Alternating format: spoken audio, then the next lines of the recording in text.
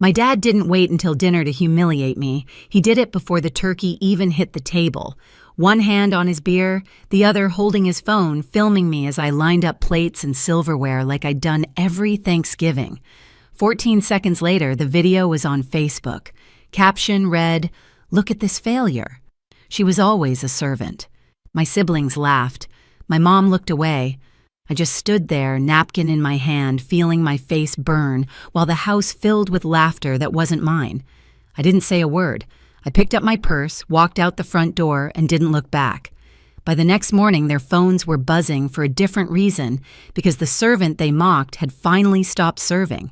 Before I tell you the rest, tell me, where are you watching from so I know I'm not the only one who's had to walk away from family to find peace. Thanksgiving had always looked the same in our house. The same chip dishes, the same football noise leaking from the living room, the same rule that nobody said out loud, "I worked," they watched. Every year, I told myself it was fine, that keeping the peace was better than starting a fight. But this time, something cracked the moment my dad hit post. He didn't even glance at me after uploading that video. He just laughed and said, "Relax, Emma. It's a joke." Sloane snorted without looking up from her phone. Jason muttered something about me needing a sense of humor, and my mom Maria just stared at the oven, pretending the turkey needed her full attention. That's what she always did. Pretend. I'd been the family's fixer since I could remember. The one who worked 2 jobs, paid off small debts, lent money, stayed quiet. When bills piled up, I stepped in. When my sister overdrafted her card, I covered it. When my dad wanted a new grill, I ordered it on mine. Somehow responsibility turned into servitude. That night, sitting alone at Aunt Ruth's kitchen counter, I finally replayed the video. 14 seconds. No music, no context, just me folding napkins. The caption glowing beneath it, "Look at this failure." She was always a servant. The comments below were worse. Laugh emojis, heart reacts from people I didn't even know. My brother had commented, "At least she's good at something," Sloane replied with laughing faces.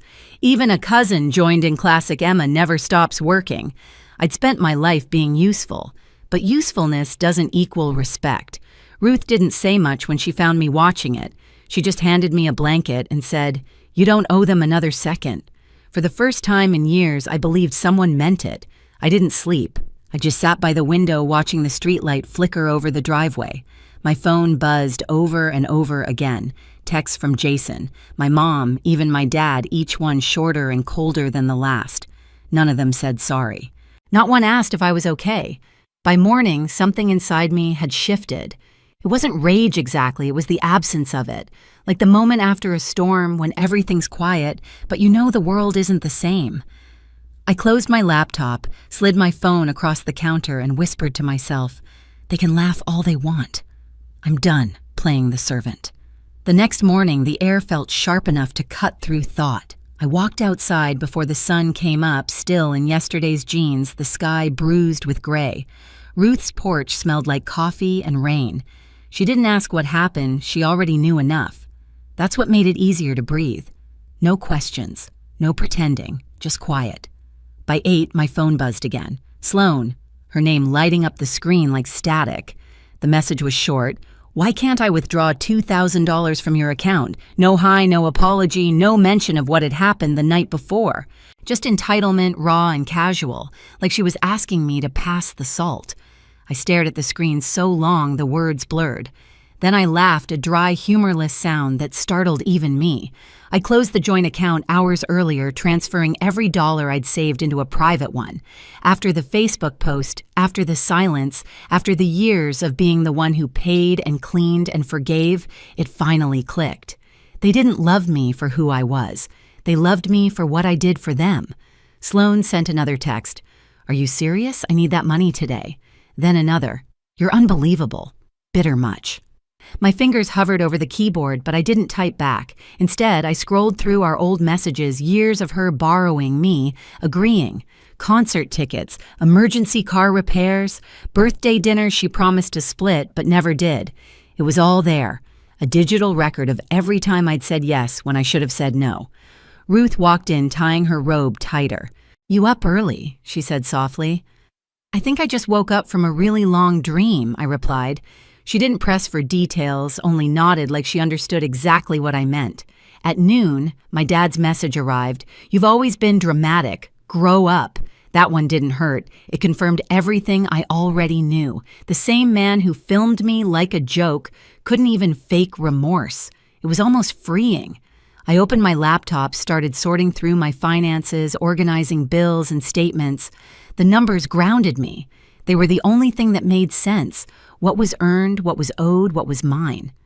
My savings stood at $21,364. Every cent represented a piece of myself they'd never valued. I didn't feel angry anymore. Anger was loud, messy. This was colder, quieter, like the calm right before a controlled burn. That night, I wrote down everything. Dates, screenshots, notes, not because I planned revenge yet, but because I needed proof that it all happened, that I hadn't imagined the pattern. Before bed, I placed my phone face down and whispered into the dark, I'm not your servant anymore. It wasn't a declaration. It was a fact. By Sunday morning, the silence from that house started to feel heavier than any insult. No calls, no texts, not even a fake apology, just quiet, the kind that hums after a storm. I wasn't waiting for an olive branch anymore. I was waiting for clarity. And when it came, it arrived in another message from Sloan. This time, she didn't bother with a greeting. I need the money now. Don't be spiteful. My thumb hovered over the screen before I finally typed, the account's closed. Don't ask again. No explanation, no softness, just the truth. A few seconds later, the typing bubbles appeared, then a flurry of messages, words like selfish, manipulative, bitter. Then finally, the one that made me smile. You've changed. She was right. I had. I spent the rest of that day quietly erasing every door they'd ever used to reach me, freezing joint cards, changing passwords, redirecting mail. Each click, each confirmation email felt like untying another knot that had been choking me for years. Ruth noticed the papers spread across the dining table. You're cleaning house, she said. More like evicting ghosts, I answered. She gave a half smile. Good. About time. That night I started digging deeper, not out of spite, but out of curiosity. I pulled up my credit report, something I hadn't checked in months. My stomach tightened as the screen loaded. 2 credit cards, both under my name. One open with a $400 balance, another closed with missed payments. I'd never opened either. The room felt smaller. For a long minute, I just stared at the numbers, my pulse climbing. Then I printed everything, slid the pages into a folder, and wrote across the front proof. I walked into Ruth and Daniel's living room, the glow of the TV flickering on their faces. Use my name, I said flatly. Ruth muted the show. Who did my dad? At least twice. Maybe more. Daniel leaned forward, voice calm but firm. Then you document it. All of it. We'll figure out what to do next. There was no yelling, no chaos, just a clear plan. It was strange how calm justice could feel when it finally belonged to you. Later that night, I opened my messages one last time. Another text from Sloan blinked on screen. Why are you doing this? We're family. I typed back 3 words, don't ask again. Then I added another line, 5 words that weren't planned but felt perfect. Don't ask a servant. I hit send. The words hung in the air like a mirror turned on its maker. For once, silence wasn't emptiness. It was power. I didn't wait for anyone to apologize. The morning after I told Sloan not to ask again, I laid everything across Ruth's dining table, papers, screenshots, statements, proof of a lifetime spent paying for people who called me a servant. Each page told the same story they took I gave, and when I stopped, I became the villain. Daniel sat across from me, reading quietly. When he reached the 2 credit cards on my report, one open, one closed, with missed payments, he didn't look surprised. He just nodded once, the way someone does when the truth finally matches what they've suspected for years. Ruth called a lawyer her friend recommended. The office was small beige walls and stale coffee smell, but the lawyer's voice was calm, factual. Did you authorize these accounts? No. Do you have proof? Yes. She wrote a list that sounded more like a to-do for justice: file fraud reports, freeze credit, notify the bank, contact relatives. It didn't feel like revenge. It felt like repair. That afternoon, I did it all. Every form, every phone call, every official word that took my story out of family gossip and into legal record. Each confirmation email was another knot untied. When I returned home, a new group chat had appeared on my phone, Jason Sloan and me. The first photo stopped my breath. My old room drawers ripped open, mirror shattered. Jason's caption, "Cleaning day," then Sloan. "Should have taken your stuff." I stared at the screen until I stopped feeling anything. Ruth leaned over my shoulder, took her own photo of it. "Don't delete a thing," she said. Minutes later, my cousin Noah texted. He was near my parents' house and could check if anything was salvageable. 15 minutes after that, a photo, my laptop passport, and a stack of letters on his passenger seat. "Saved what I could," he wrote. I told him not to go back. That night, I called a few relatives my father had borrowed money from for me. Their voices were embarrassed and quiet. Each had sent him hundreds or thousands, believing I was sick or in debt. I wrote every name, every amount. By the time I finished, my notebook looked like an autopsy of trust. When I froze my credit that night, I didn't feel anger, just clarity. The math of abuse finally balanced what they'd stolen, what they'd lose. Around midnight, I filled a large envelope with every piece of evidence, screenshots, bills, photos, Sloane's text, the Facebook caption, and my note at the top, "Don't ask a servant." Ruth didn't ask questions when I grabbed her car keys. The street outside was quiet. November air crisp. I parked in front of my parents' house, slipped the envelope into the mailbox, and left without knocking. It didn't feel like vengeance. It felt like closing a book. The next morning, an email appeared from an unfamiliar name, my father's boss. He'd seen the Facebook video before it was deleted. He wrote, "Just wanted to check if you're okay. No judgment, no lecture. Just that." I didn't reply. The damage was already done, and not to me this time. 2 days later, an envelope arrived at Ruth's. My name on it. No return address. Inside, 2 old photos, me as a baby in Maria's arms, and another of me camping Victor's arm around me. Beneath them, a handwritten letter. "You were always difficult. You thought you were better than us. I took a small loan in your name. I planned to pay it off. It wasn't much." I read that line until the words lost meaning, then added the letter to my folder of evidence. People always confess when they think confession will save them. It won't. The lawyer confirmed what we already knew. The letter was an admission. She spoke calmly, outlining the process reports, filed investigations, opened banks contacted. She said it could take weeks, maybe months, but it would stick. Real justice always moves slow.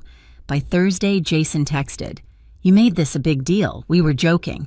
Grow thicker skin." 10 minutes later, "Can we talk like normal people?" I didn't reply. Normal was their word for comfortable cruelty. That evening, messages from Sloan flooded my phone, voicemails, texts, one furious line after another. She tried to open a new credit card and got flagged for fraud. "What did you do? You ruined my life." I typed one sentence back. I secured mine. For the first time, I felt the weight shift. They were finally living with consequences they couldn't transfer to me. A few days later, Maria called. I let it go to voicemail, but then a text followed. "There's something of yours I kept safe." Noah went instead. He found a small box under my old bed, a tangle of photos receipts, and at the bottom a savings booklet. It showed a balance once over $3,000. Withdrawn completely the week after my 21st birthday. My father's signature at the bottom. I added it to the file. Every piece of paper was a step back toward myself. That weekend, Jason asked to meet at a diner. I said yes, mostly out of curiosity. He looked smaller when he walked in, shoulders slumped, hoodie faded. "Dad's unraveling," he said before sitting down. He told me Maria had left and filed for divorce. Victor had been written up at work for misconduct and missed shifts. He said, "You're going to press charges, right?" I didn't answer. He kept talking about how he believed Dad because it was easier how he joined the laughter, because silence made him feel weak. When he stopped, I said, "Don't ever speak for me again." He nodded, no argument. On the drive home, I passed the river. For the first time, it looked still instead of heavy. My phone buzzed again, another message from an unknown number one of Victor's coworkers, this time heard what happened. "People talk. Keep your head up." The irony wasn't lost on me. My father wanted the world to laugh at me. Instead, the world was watching him unravel. The next morning, the lawyer called. The bank had confirmed activity tied to Victor's name on the accounts opened under mine. She said words like federal offense and identity theft phrases that used to sound like headlines, but now belonged to my story. I thanked her, hung up, and stood for a moment letting the silence of Ruth's kitchen settle around me. Ruth came in with 2 mugs, coffee. I shook my head, smiling. She set one down anyway. "You don't have to serve anyone anymore," she said. I left it there to cool, untouched, because for the first time I had a choice. Spring came slowly that year, quiet and steady, like my life rebuilding itself without asking for permission. The investigation took weeks, but every new email from the lawyer felt like a brick set in place. The fraud reports were accepted, the accounts were frozen, the loans traced back to Victor. For once, the facts didn't bend to his story. Maria filed for divorce. She moved into a small apartment near her sister's house and sent word through Ruth that she wasn't asking for forgiveness, just a chance to start over. I didn't respond. Some things are better left unfinished. Sloane vanished after her last outburst. The credit flag had followed her. She couldn't open new accounts. Jason stopped trying to justify anything. The last time I saw him, he looked at me with something between guilt and respect. "You were right," he said quietly, and left it there. And Victor, he lost his job. The company did a background review after the fraud report surfaced. Turns out the same pride that made him humiliate me on Facebook cost him the only thing he valued more than control: reputation. By April, my savings had climbed from $21,000 to almost $30,000. I took on a steady office job, nothing fancy but mine. The hours were calm. I slept. I ate. I learned what peace actually sounded like. It wasn't silence. It was safety. Some nights I sat on Ruth's porch, the same spot where I'd first realized my world was falling apart. But now the air didn't sting. It just felt still. I wasn't angry anymore. I wasn't forgiving either. I was free. By the end of spring, I toured a small apartment near the river. The windows faced east, catching the first light, and the air smelled like something new. Ruth and Daniel offered to help me move, but I told them I'd do it myself. It wasn't pride, it was closure. I unpacked my things slowly, one box at a time, no noise, no panic, just stillness. My life was finally mine. People still ask what happened to my family. I tell them nothing happened. They just met the version of me that stopped apologizing. Victor lost his control. Sloane lost her access. Jason lost his excuses. But I didn't lose anything worth keeping. They once said I'd always be a servant. They were right about one thing: I did serve. I served lessons they'll never forget. If you've ever had to walk away from family to protect your peace, you're not alone. Share your story below and don't forget to subscribe for the next one.